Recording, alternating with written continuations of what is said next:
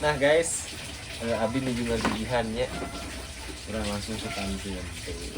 Ngagigihannya masih kena bilang meskipun di kampung oge sekarang sudah banyak yang menggunakan alat-alat modern, tapi saya sendiri mencoba mempertahankan menggunakan alat-alat tradisional.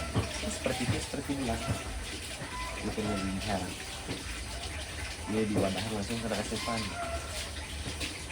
kurang sekantunnya. Bismillahirrahmanirrahim.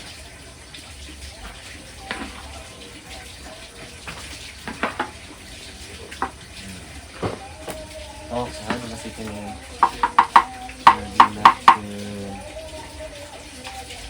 hilang pada asupan.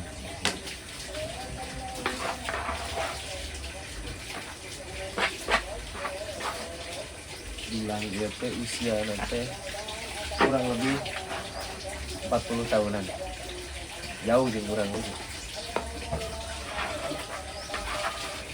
Karena pas orang gede lagi dia bilang sudah ada peninggalan almarhum nenek, eta bener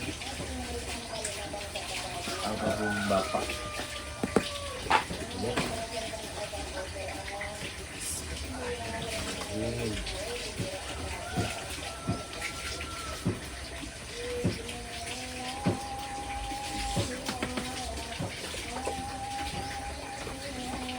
Oke, mana mah.